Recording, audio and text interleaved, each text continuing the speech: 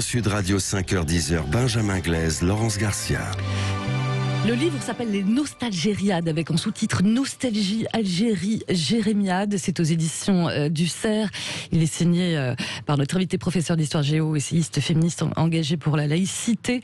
Bonjour Fatia Agag Boudjala. Bonjour, merci d'être avec nous ce matin. Merci d'être avec nous sur Sud Radio ce matin pour parler effectivement de cet ouvrage court mais très dense finalement, avec cette idée peut-être à mi-chemin entre le manifeste et puis le témoignage. C'est comme ça que vous l'avez construit finalement ce nouvel ouvrage? Oui, voilà. Je disais que c'était un récit d'essai ou un essai un peu autobiographique, parce que je refuse de séparer les deux.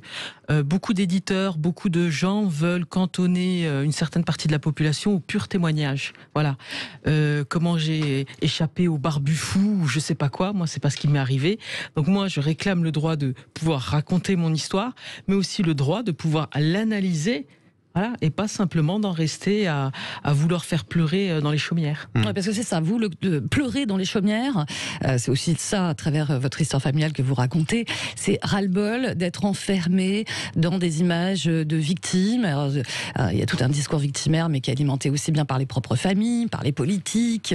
Et vous dites, bah voilà, moi je vous raconte mon histoire, et j'avais tout pour être rangé dans cette fameuse catégorie trop facile et cette étiquette de victime que vous détestez. Hein ? Oui, par exemple, Sia Masbag qui organise des manifestations et qu'après elle couvre en tant que journaliste, explique sa mobilisation, son engagement contre les violences policières par une perquisition. Voilà, qui s'est mal passé. Dans ma famille, on a subi 3 perquisitions. Ce que j'essaye de montrer, c'est qu'on peut avoir un vécu difficile, et mon vécu est beaucoup plus difficile que certaines victimes professionnelles. Victimes professionnelles, vous dites. Victimes professionnelles qui en ont fait une posture, mais aussi un juteux business, c'est le cas de Rokhaya Diallo, mais qu'on peut en tirer des conclusions différentes. J'ai un frère qui a fait de la prison, bah oui, à chaque fois il était coupable, il en est sorti, il a fait sa vie, c'est un père fabuleux. C'est un frère insupportable, mais toujours très drôle. Voilà. Ne pas entraîner de fatalité. Maintenant, la seule identité qui est reconnue, c'est celle de victime.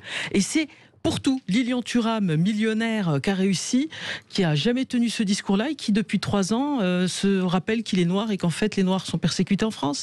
Kev Adams, qui dit qu'il a perdu des offres d'emploi de cinéma à cause de ses cheveux crépus. Mais jusqu'où on va aller, là ? Vous parlez aussi des bons petits bourgeois finalement qui sont bien contents de cantonner aussi ces personnes-là dans ce rôle de victime. Il y a un mouvement général, j'appelle ça les bourgeois pénitents, c'est-à-dire que pour dissimuler leurs privilèges de classe, vous voyez, ils se fouettent en disant « Oh, privilège de race ». Non, c'est privilège de classe sociale le problème. Et là, c'est un mouvement général qu'on observe surtout par exemple aux États-Unis, mais qui arrive en France, où par exemple on a obtenu que dans certains collèges de quartiers ghettoisés, on n'enseigne plus l'anglais des Blancs, l'anglais shakespearien, mais l'anglais nègre, l'anglais des Noirs, l'anglais des banlieues. Mais on leur dit « Cultivez vos différences ».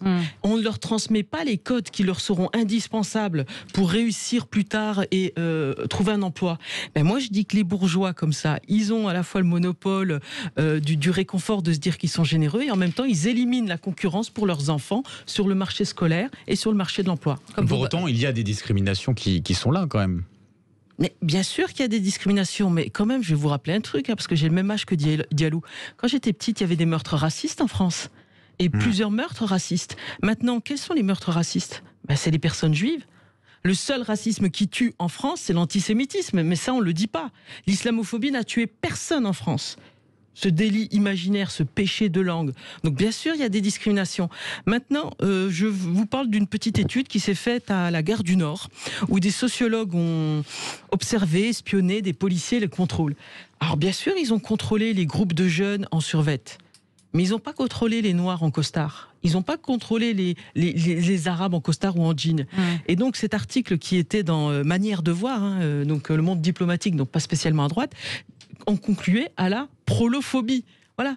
Bien sûr qu'il y a des discriminations, mais on a fait un progrès. Et ces gens-là nient tous les progrès et ces gens-là prétendent tout inventer. La lutte antiraciste, la lutte contre les discriminations, c'est eux qui font tout. Non. En France, les choses se sont améliorées, elles continuent à s'améliorer et c'est eux qui bloquent cette amélioration. Ce que vous racontez finalement, c'est que la parole minoritaire ou de victime prend le dessus sur le reste. Ça veut dire qu'il y a toute une France qu'on n'entend plus, qu'on n'écoute plus. aussi. C'est même pas la parole des victimes, parce que je vais vous dire, moi je pense être plus représentative des victimes ou des personnes en France que ces personnes professionnelles. Voilà. Vous prenez Rokhaya Diallo, qui est un juteux business, qui est issu d'un milieu plutôt favorisé et qu'on voit plus dans le quartier Faubourg Saint-Honoré avec des sacs siglés des grandes marques que dans les quartiers qu'elle ne connaît pas, qu'elle ne fréquente pas. Vous prenez Omar Sy, il s'est barré de trappe. Et non seulement il s'est barré de trappe, mais il s'est carrément barré à Los Angeles. Voilà. Donc, c'est pas des vraies victimes qui s'expriment. Les vraies victimes, en général, vous savez, elles ont une pudeur. Et moi, mes frères me reprochent de faire ce livre-là parce que chez nous, on est pudique. Et quand on est pudique, on parle pas de ces choses-là. Par contre, il y a un agenda de militants idéologues qui ont besoin de faire croire qu'en France, il y a le feu. Mais en fait, c'est eux qui provoquent ce feu. Et ils ont besoin de ce feu-là. Et ils ne rêvent que d'une chose. C'est l'élection de Marine Le Pen. Et en ce sens-là, ils sont exactement pareils que les identitaires d'extrême droite. Vous parlez de vos frères, vous en avez 7, c'est ça? Oui. Parce que dans ce livre, vous parlez de votre famille, issu d'immigrés algériens, un papa qui vous a abandonné aussi avec toute la famille. C'est votre mère qui a un petit peu assuré. Il nous a pire qu'abandonné, il nous a abandonné en Algérie, oui, en nous piquant nos papiers français. C'est ça, pour aller rejoindre son autre épouse. Et ma mère, qui est une femme tellement intelligente, elle a eu, et c'est quelque chose qui me fait un peu froid dans le dos. Si elle s'était présentée au consulat français, sachant que 4 enfants avaient la nationalité française et 4 avaient la nationalité algérienne, en leur disant que mon père nous avait pris nos papiers, le consulat français nous aurait dit: c'est la loi algérienne qui s'applique, le code de famille algérien qui s'applique, tant pis pour vous, vous restez. Et elle a eu l'intelligence de dire qu'elle avait perdu ses papiers, elle a pu les refaire. Ça, je peux vous dire, ça glace le sang quand même. C'est vrai. Vous développez, il y a un sujet très intéressant, vous dites qu'il y a beaucoup de familles, ça a été le cas aussi de la vôtre, qui vous élèvent, vous, les secondes générations, dans le fantasme de l'Eldorado perdu, de l'Algérie fantasmée, l'Algérie où le bled, c'est génial, c'est les vacances, c'est le soleil, là-bas, rien ne coûte. Et vous dites que c'est un fantasme qui est dangereux pour les générations, notamment suivantes, la vôtre ou les gamins. Vous n'êtes pas tombé dans le panneau, vos frères, oui. Alors, nos parents immigrés, eux, ne sont pas dupes. Ils ont quitté un pays, c'est toujours un déchirement de quitter un pays, c'est pas pour rien, ils ont fait des économies toute leur vie pour avoir une maison là-bas. C'est vraiment les gens de ma génération qui ont tiré profit de tout ce que permettait la République, qui ont été scolarisés, qui ont des emplois. Moi, 5 de mes 7 frères sont propriétaires, voilà, et qui, eux, avaient un pouvoir d'achat, et qui, eux, sont dans ce fantasme de l'Algérie, parce qu'ils y vont souvent avec les lignes low cost, et qu'ils y vont avec un pouvoir d'achat algérien. Mais... voilà, j'ai un frère que j'adore qui s'appelle Hazar, qui est un père fabuleux, généreux, qui arrêtait pas de dire vive l'Algérie, vive l'Algérie, vive l'Algérie. Lui, il est à fond dans ce truc-là. Il est allé chercher mon père en Algérie, qui a chopé une saloperie dans les hôpitaux publics qui sont dans un état moyenâgeux. Et mon père est mort dans ses bras, dans l'avion qu'il ramenait en France. Il n'y a pas longtemps. Et je l'ai eu il y a 2 ans. Et je l'ai eu au téléphone, et mon frère pleurant en disant: mais c'est un pays de merde, regarde comment on traite les gens. Voilà, dans les hôpitaux publics, ça, la famille de venir changer le lit, nettoyer la chambre, nourrir le patient, payer des pots de vin aux médecins qui gardent les médicaments pour eux. Voilà. Et ça, c'est une réalité qui refusait de s'offrir, parce que je peux comprendre cette nostalgie. Mes frères et beaucoup de jeunes les ont même par rapport à notre enfance. Ma mère m'a hurlé dessus parce que mon frère m'avait envoyé une photo de nous petits en disant: regarde le bon vieux temps. Je lui dis: non, c'était pas le bon vieux temps. On était 4 par chambre. C'était pas le bon vieux temps. Maintenant, t'as une grosse maison. T'as offert une grosse maison à tes filles, chacune à leur chambre. Voilà, on dit alhamdoulilah. Voilà, tout va bien. Et ma mère me dit: t'as pas honte, comme si on était malheureux quand on était petit. Non, mais on était pauvres. Mais il y a toujours cette reconstruction, ce fantasme, parce qu'au bout d'un moment, il faut qu'on puisse être fier de quelque chose, qu'on soit heureux quelque part, quitte à ce que ce soit une imagerie d'Épinal. Ça s'appelle les Nostalgériades, Nostalgie, Algérie, Jérémiade. Fatia Agag Boudjala, vous restez avec nous, on en parle, on en débat avec vous jusqu'à 10h. Vous continuez en tout cas de nous appeler 0826 300 300. On sera avec Catherine dans un instant qui nous appelle de Marseille. À tout de suite. Vu ? Non mais pas du tout, t'es dingue. Je sais pas. J'ai juste envie de profiter de l'offre découverte d'Activia Fraise. Du 20 au 30 avril, pour l'achat de 2 packs de 4 x 125 grammes, le 3e pack est offert. Le 3e pack offert, d'accord. Oui. Non, mais parce qu'on n'en a jamais parlé, mais si tu veux que je sois la marraine... Non, mais il n'y a pas de bébé.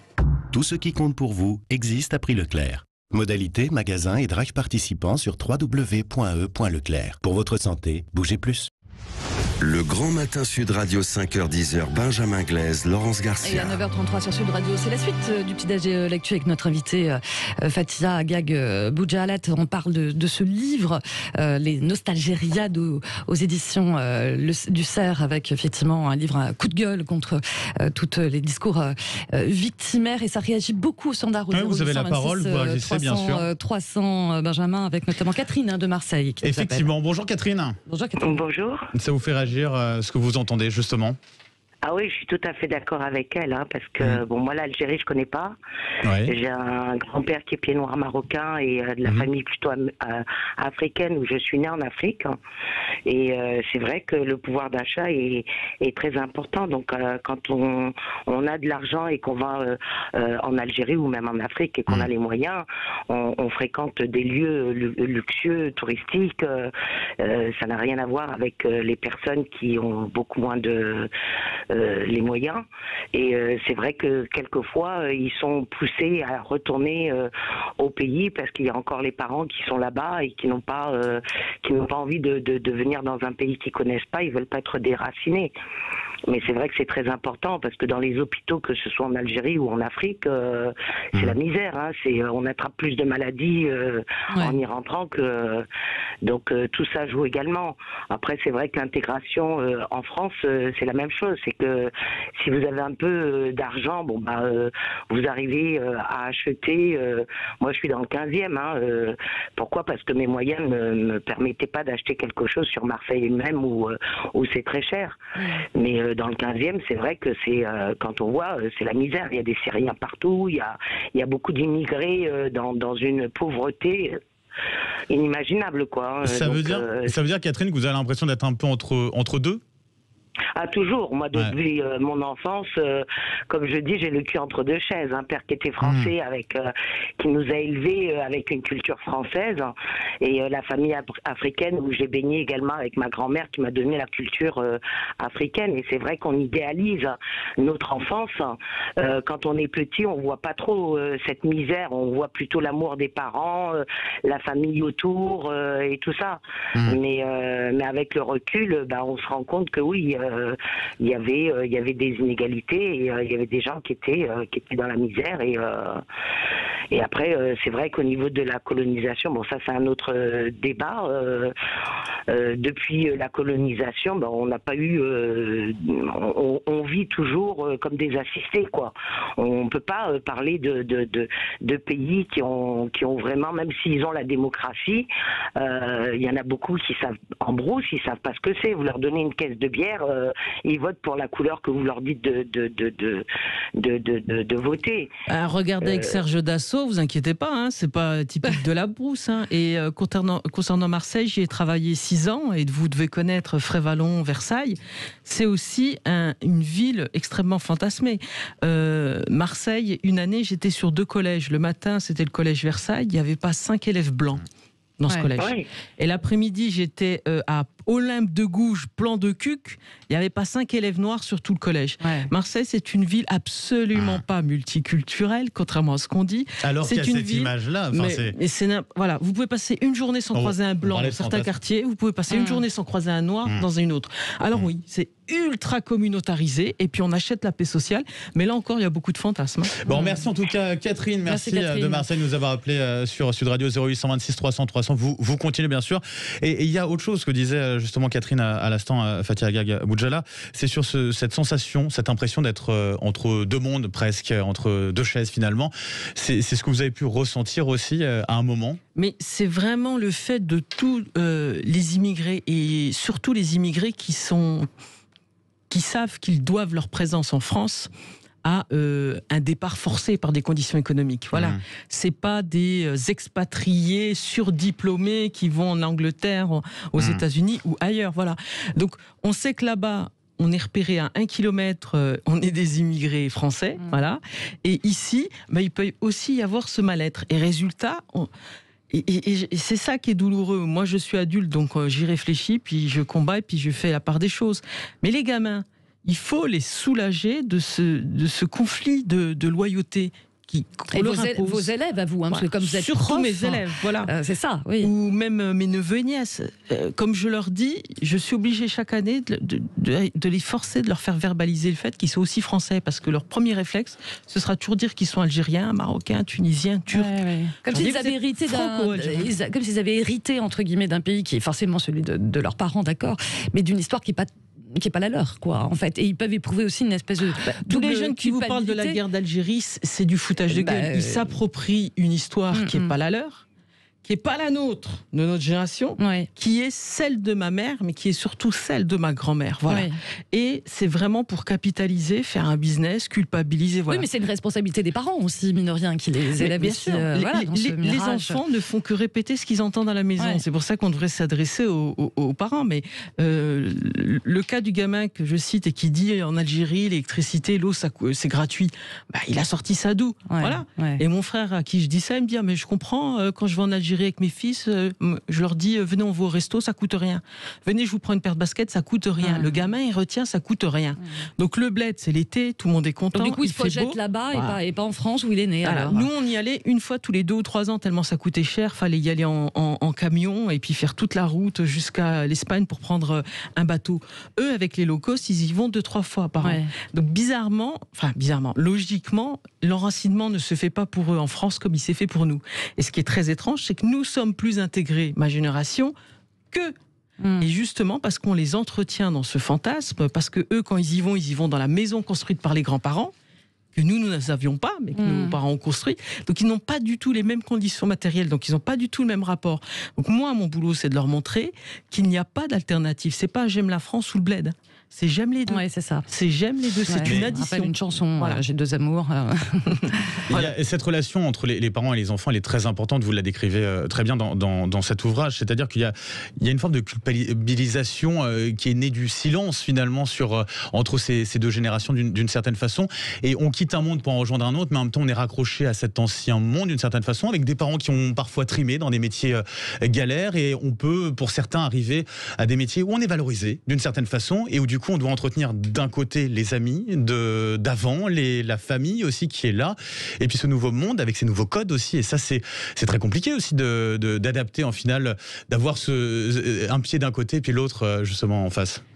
D'un côté je vous dirais que c'est pas l'ascenseur social, les escaliers sociaux, voilà, qu'on a pris. D'autres appellent ça transfuge de classe. Et bien sûr, il y a la culpabilité. Et le problème, c'est que la culpabilité, des fois, elle est surcompensée en arrogance ou en agressivité. C'est-à-dire que certains reprochent à nos parents de ne pas être aussi bien instruits, de devoir faire des écrivains publics pour eux, parce qu'ils ne connaissent pas bien les procédures. Il y en a qui leur reprochent les boulots, les conditions sociales. Et moi, je souffre de voir ces pères arabes qui ont bossé tellement dur dans les usines Peugeot, les pires postes, et qui sont en train de tous mourir sans profiter de leur retraite à cause de ces difficultés de boulot. Leurs enfants vivent beaucoup mieux. Voilà. Mais il y a aussi cette arrogance sur la religion, c'est-à-dire qu'ils en veulent à leurs parents d'avoir, de s'être en quelque sorte contentés d'un islam non revendicatif, pas aussi ostentatoire que leur. Et eux, ils sont dans ce partage-là, ils sont dans cette revendication-là, ils sont dans cette ostentation-là, et je vois des gamins avec qui j'ai grandi envoyer tous leurs gosses à la mosquée apprendre l'arabe, mais c'est bizarre, faut porter le voile, les filles, pour apprendre l'arabe de la mosquée, et ils sont dans cette volonté de ne parler qu'arabe avec leurs gosses, chose que nos parents ne faisaient pas avec nous, voilà. Ils sont en train de reconstruire une image d'indigène au lieu de dire à leurs gamins tu es 100% français et tu es aussi pourquoi pas 100%, pourquoi pas 20%, pourquoi pas 30% originaire d'Algérie. Ils leur disent pas ça, ils leur tiennent pas ce discours-là. Et là, je trouve ça extrêmement dangereux pour les gamins parce que vraiment, ils sont dans une schizophrénie, vraiment. Dans votre livre, vous en parlez, dans votre famille aussi, un de vos frères, quelque part, donnait des cours un petit peu à votre mère en disant t'es pas assez bonne musulmane, il faut être plus sûr musulman aussi. Ah, il lui a pas dit qu'il était bonne musulmane. Non, j'imagine. Quand il a débarqué, et ma mère avait mis de l'encens, et c'était le ramadan, et il lui dit tu dois pas mettre de l'encens parce que c'est la seule fumée qui rentre dans l'estomac, donc ça casse le ramadan. Je le regarde comme ça, je lui dis mais tu te prends pour qui, quoi? Elle a le double de ton âge, mais c'est bon. Alors, ils sont allés faire le Hajj à la Mecque, parce que vous savez, avec 2000 € maintenant, vous faites le Hajj. Mon grand-père, moi, c'était avec un âne, ça lui a pris 2 mois. À pied, il avait le temps de réfléchir. C'est comme le pèlerinage de Saint-Jacques-de-Compostelle. Il faut avoir le temps de penser à Dieu, puis souffrir un peu. Maintenant, c'est clé en main. Donc, vous avez des Hajj, des saints, à 22, 24, 30 ans, et qui se mettent à donner des leçons, qui se mettent à légiférer sur l'arrêt. L'arrêt des cheveux doit être attention au milieu, pas sur le côté. La façon de porter le sac, comment rentrer.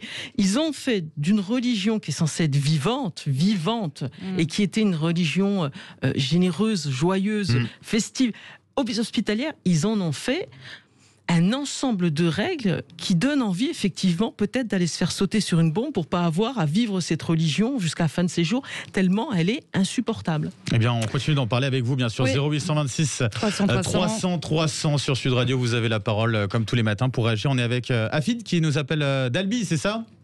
Oui, c'est exactement ça. Bonjour, soyez bienvenue sur Sud Radio. Comment ça va ? Merci beaucoup. Ça va très bien. Écoutez, le peu que j'ai écouté, c'est enrichissant, donc ça fait du bien de l'entendre. Donc voilà. Écoutez, moi je suis fils d'immigrés. Donc mon père est arrivé en 1962 en France, bûcheron. Voilà. Moi je suis arrivé en 2005 en regroupement familial donc du Maroc. Moi, j'ai vécu une autre vie complètement différente parce que au niveau intégration, on se posait pas trop la question. Donc, la seule règle que mon père a posée quand on a posé notre pied en France, c'était il nous a désigné 2 personnes. Il nous dit ces 2 personnes, vous pouvez être amis avec eux. Le reste, non. Voilà, on s'est pas posé la question, ça a duré comme ça. C'est après coup qu'on a compris.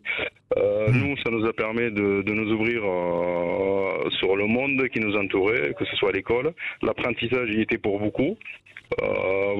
Aujourd'hui, on estime, moi et mon frère, qu'on a bien réussi notre vie parce qu'on est tous les 2 chefs d'entreprise. Au niveau, moi quand je vois tout cet extrémisme, ce renfermement sur soi, donc j'arrive pas à le comprendre en fait, parce que je pense que si on prend la voie vraiment de s'intégrer, mais sans même se poser la question, par le travail, par les amis, de se respecter les uns et les autres, ça peut que bien se passer, quoi. Après, il y a des règles qu'il faut toujours respecter. La loi, c'est la loi. Il faut la respecter à la lettre. Je reste quand même si moi, je suis en couple avec une Française de souche, sans origine, avec des enfants. Donc on se respecte. Les enfants, ils vivent leur vie de Français. À la maison, ça parle français. Des fois, ça parle berbère parce que je suis berbère d'origine. Donc ça leur permet de connaître ces cultures-là. Mais quand ils sont chez papy et mamie, ils vivent comme chez papy et mamie. De l'autre côté, c'est la même chose. Il n'y a pas de question, ça ne me pose pas. Moi, je ne me pose pas. Quand ils seront en âge de comprendre, pourquoi je parle cette langue ou celle-là, je leur explique. Ça me fait plaisir. Quand ils vont chez l'oncle qui est prof d'anglais, ça leur permettra d'apprendre en anglais, d'avoir une ouverture d'esprit, de ne pas se fermer sur soi, quoi. Et ça, c'est ce qu'on peut trouver en France. Et j'avoue que je suis parti du Maroc à 15 ans. Ce que j'ai pu voir déjà là-bas, effectivement, ça a été dit, que ce soit le cas des hôpitaux, que ce soit il n'y a rien qui te mérite. Il faut se dire des choses. Vous pouvez faire des études supérieures. Si vous ne payez pas, si vous ne connaissez pas, vous n'allez pas accéder à un poste. La chance qu'on a en France, moi je fais partie de ces gens-là qui, je suis pas naturalisé, c'est par choix, je pourrais l'être aujourd'hui, en me mariant donc avec ma compagne qui est française. Non, je veux le demander différemment. Je veux le demander en passant par la voie classique. Ah, c'est intéressant, donc, ça. Ça a une autre saveur, en fait. C'est autre chose. C'est pas la même chose. C'est un engagement. Afid, merci beaucoup pour votre témoignage. Merci d'avoir été avec nous sur Sud Radio ce matin. Vous continuez bien sûr de nous appeler 0826 300 300. En tout cas, Fatia Boudjala. Juste sur Afid, parce qu'il a dit un truc très intéressant. Il a dit que c'était naturel, l'intégration. C'est naturel. Et c'est parce que c'est naturel que certains indigénistes comme Ouria Boutedja ou le sociologue Sadric Chiari ont écrit dans leur livre « Il faut combattre notre intégration ». Voilà, cette reconstruction artificielle. Ce qui est naturel, c'est cette intégration. Mais j'ai senti en tout cas que vous avez souscrit à pas mal des propos, en tout cas d'Afid. C'est un témoignage qui vous a marqué, en tout cas, qui vous marque. Je pense que, contrairement à ce qu'on pense, je ne suis pas une personne exceptionnelle et que je suis plutôt représentative. Et voilà, Hafid. Alors, Hafid, c'est particulier, je pense, c'est parce qu'il est d'origine berbère et que les berbères sont maltraités au Maroc et en Algérie. Parce qu'on parle de la colonisation française, mais on ne parle pas de la colonisation arabe à partir du 7e siècle du Maghreb, qui a pratiquement éradiqué la culture berbère, amazighe, qui était une grande culture. Donc, très tôt, bien sûr, eux, ils se sont posé la question de la langue, comment on défend la langue, comment on fait la culture. Voilà. Et j'ai toujours dit que l'élite du Maghreb, c'était les Berbères. C'est une question, l'identité. L'identité, c'est une question fondamentale. Qu'est-ce que je suis ? Et moi, ce que j'essaye de faire dans mon boulot, c'est de faire comprendre aux gamins que ce qu'ils sont, c'est pas simplement ce qu'ils ont reçu ou ce qu'ils ont subi. Ou leur couleur de peau. Ce qu'ils sont, c'est ce qu'ils ont choisi d'être. Ils arbitrent. Et s'ils arbitrent, ils sont libres. Et s'ils sont libres, ils seront responsables et ils ne seront pas toujours à récriminer. Parce que le problème, c'est qu'ils ne sont pas heureux comme ça. Ils ne seront jamais satisfaits. Ils réclameront des réparations, mais ils ne seront jamais heureux. Et on continue bien sûr d'en débattre sur Sud Radio jusqu'à 10h avec vous, Fathia Agag Boudjala. Je rappelle le nom de votre ouvrage aux éditions du Cerf, Les Nostalgériades. Nostalgie, Algérie, Jérémiade.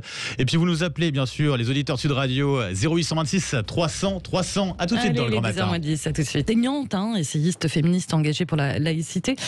Qu'est-ce que vous attendez des États généraux de la laïcité qui vont donc s'ouvrir demain matin, comme l'annonçait Marlène Schiappa au Conservatoire national des arts et des métiers à Paris. D'ailleurs, vous avez été invité ou pas ? Non, je n'ai pas été invitée, mais le CNAM fait un gros boulot dessus, notamment grâce à Alain Sexig, qui fait partie du Conseil des sages et qui a organisé énormément de colloques ou de réunions. Ce que j'attends... D'abord, j'aimerais qu'on arrête de toujours parler de la loi de 1905 comme s'il s'agissait des 10 commandements gravés des doigts de Dieu et remis à Moïse. Non, stop. Une loi, c'est une loi. Une loi, c'est fait pour évoluer. Voilà. Et on est en train de s'arc-bouter sur cette loi juste parce qu'on a la trouille. On a la trouille de la faire évoluer. Voilà. Pourtant, elle a déjà subi 14 changements et ça, on n'en parle pas. Donc, les États généraux, il va y avoir des intellectuels, il va y avoir des philosophes et puis on va voir qu'effectivement, il y a différentes visions de la laïcité. Et quiconque vous dit la laïcité, virgule, et prétend la définir en une phrase, se moque de vous, se ment. C'est un principe, c'est une valeur, c'est compliqué. Et si on n'a pas des gens capables de la défendre comme elle doit être défendue, il y a des choses qui dégénèrent. Le Conseil d'État, l'ancien vice-président, disait, il assumait avoir appliqué le principe de laïcité de manière positive à l'anglo-saxonne, de manière multiculturaliste. Voilà. Une loi, elle ne vaut que par ceux qui la défendent et par la jurisprudence. Donc j'espère qu'on va réaffirmer certains principes. Et ces principes, ils sont très simples. Je vais les rappeler notamment à Julien Bayou de ELV. Il y a une seule communauté, c'est la communauté nationale. Quand on s'en prend à un membre de cette communauté, que ce soit les enfants juifs de Zaratora, que ce soit les Français et non Français de la promenade de Nice, les gens qui sont allés au Bataclan, on s'en prend à la communauté nationale en entier. Et c'est la communauté nationale en entier qui souffre. Et c'est ça la laïcité, c'est notre patrimoine politique le plus précieux qui fait que moi, je suis votre compatriote et votre concitoyenne. Je ne suis pas femme, arabe, franc-comtoise, je sais pas quoi. C'est comme ça que vous en parlez d'ailleurs à vos élèves, vous qui êtes prof, parce qu'on sait que c'est un sujet assez clivant chez les jeunes, la laïcité. J'ai l'impression que de toute façon, en tant que prof, vous devez avoir une bonne réputation bien ferme, non ? Les élèves, ça fait plusieurs années qu'il y a un gros boulot sur la laïcité, ils en peuvent plus. Ils en ont plein le dos, je vous le dis honnêtement, parce qu'on les bassine avec chaque mois depuis la primaire, et donc ils vont vous réciter. Voilà, la laïcité, c'est la liberté de pratiquer sa religion. C'est même pas sans conviction, c'est qu'ils vont pas réussir à l'articuler avec leur vie de tous les jours. C'est pour ça que moi je pars donc de ce qu'est la laïcité, la loi, donc un vrai corpus scientifique. Et après j'utilise des débats avec leur vie du quotidien. Donc une fois c'était sur les menus confessionnels, une fois c'était les burkinis. Cette année, les élèves ont choisi de travailler comme sujet quelles sont les limites de la liberté d'expression.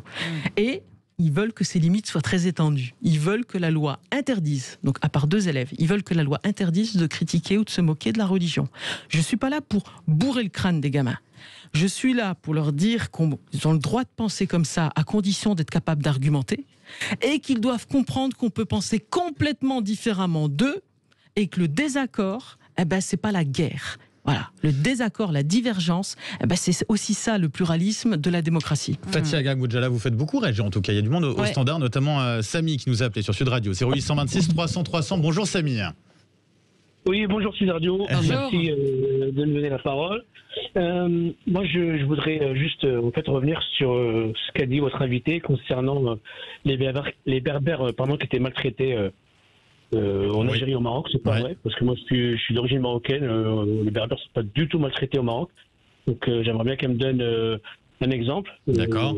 Aux auditeurs, hein, surtout, parce que les gens nous écoutent, donc faut pas dire n'importe quoi. Elle est en train elle vous répondra, bien sûr. Elle vous répondra. Elle peut vous répondre tout de suite. Tout de suite, hein. Voilà. Merci. Alors, Merci à vous, Samy. Je vois bien, Samy, que ce pointe-là, Vous la l'avez fait fierté, réagir, là. la fierté, le nationalisme marocain, historiquement, donc on va essayer d'aller regarder plus loin que votre nombril de Marocains. Historiquement, les Berbères ont été maltraités. Déjà, ils ont été massacrés. Ils ont été islamisés, convertis de force. D'accord ? Et culturellement, la langue berbère ne fait pas partie des langues officielles. Il me semble. Voilà. La langue officielle, et c'est le cas, plus en Algérie d'ailleurs qu'au Maroc. En Algérie, c'est vraiment la loi d'arabisation a vraiment cherché à exclure non seulement le français, mais aussi le berbère. Donc non, si on avait une vision à l'anglo-saxonne multiculturaliste, les berbères auraient le droit à des droits spécifiques de reconnaissance de leur culture, de leur tradition.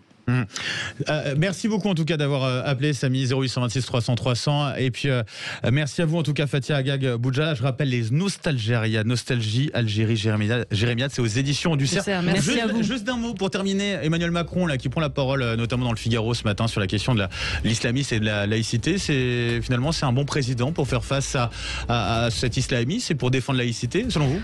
Disons qu'il a fallu que le sang coule et pas mal de sang cool pour qu'enfin il fasse un peu sa mue. Et pour moi, le seul discours de vrai président républicain qu'il a eu, c'est celui des Mureaux. Voilà, où il s'est rappelé, parce qu'avant il était dans le genre la foi c'est cool, et c'est un président authentiquement multiculturaliste. Voilà, il doit se souvenir que la France est ce qu'elle est grâce à la laïcité. Merci en tout cas. Merci à vous. Merci à vous. beaucoup. Allez.